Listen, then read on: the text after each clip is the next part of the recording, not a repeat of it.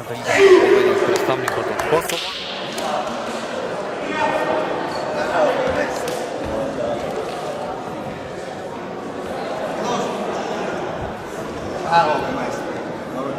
Данка.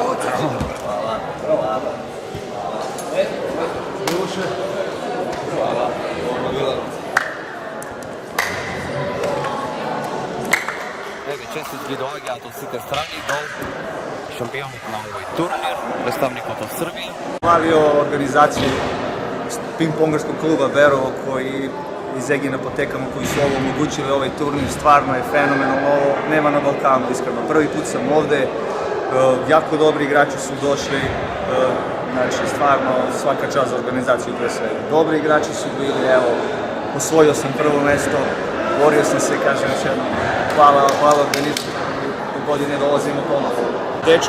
Dečko je stvarno perspektivan, juče je u svojoj kategoriji, on ima 19 godina, osvojio je prvo mesto, potpuno zasluženo i mogu vam reći da je dečko izuzetan, stvarno ozbiljan talent. Čuo sam da je on najbolji sa Kosova, svaka čast još jednom, pružio je maksimalnu igru, borio se, poveo 1-0, ja sam preokrenuo taj drugi set i onda je sve, da kažem, išlo u moju korist. Ja igram od svoje 9. godine, ja imam 32, tako da mnogo, 23, stvarno. Igram profesionalno, igrao sam i za reprezentaciju dok sam bio mlađi, sada već to je malo više akcent na treninge sa decom, igram ja ligu i tako to je. I feel a bit disappointed but also happy because I reached the final and I didn't expect that I will reach the final, but I think my opponent was a bit strong and I cannot give my best. This is the reason I lost in the final, but I'm happy with it. My reason. Yes. I think I'm happy with my reason because to be second place with in seniors, if you are a junior, it's very difficult, and I think I reach everything. I feel good because there are good people here, and I want to congratulate the organizer Jovan for such a nice tournament. And успешно премина състезанието и на сеньорите, и на юниорките станах първа. Финала беше сложен, да, но няма как, все пак всички се трудят да се борят за първото място. Така.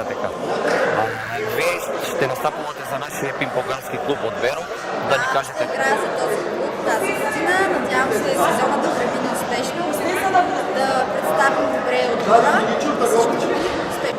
За първи път бях тук. Много ми хареса организацията. Абсолютно всичко беше много хубаво. Много добре ни посрещнахте и ще се заминем много добро. Треньор съм от България. Треньор съм на Дамла Хасанова, която спечели първо място при юниорките и сеньори. Организацията на турнира е прекрасна. Имаше много добри условия за игра. Всички беше уредено, съдиите бяха на много добро ниво. Много съм щастлива, че за тениса на маса има такъв спонсор, който дава такива добри пари и дава много за децата. На турнира имаше доста добри състезатели от Сърбия, които са също национални състезатели, от Косово. Надявам се турнира до година отново да бъде и смятам, че ще бъде още на по-добро ниво и ще има много по-добри състезатели от сега. Много добре работят в Берово децата и треньора. Много съм щастлива, че моята състезателка Дамла Хасанова тази година ще може да се състезава в Македония за Берово.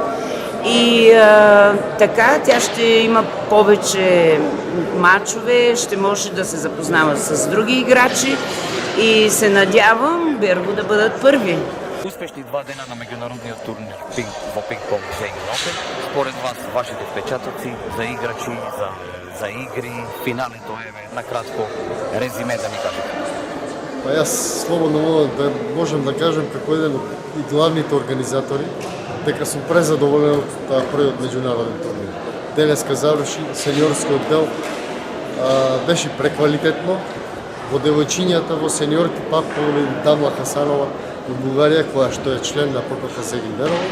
Кај машките финале се играше помеѓу Србија и Косово. Победник е Србија, Милош Миленковиќ.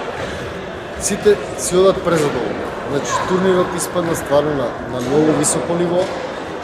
Се е под контрола, така да мислам дека сите кои ќе се одат во своите држави, за следната година ќе имаат полна доверба да ова прерасне во нешто многу појако, многу поголемо. Така. Уште еднаш. Ви благодарам на честитки. вас како медиум за големата поддршка која не прати 4 години. Значи и вие сте дел од цел овој успех на оваа успешна приказна на ППХ Зегин Берово. Од срце ви благодарам. Благодариме и ние и се најдобро.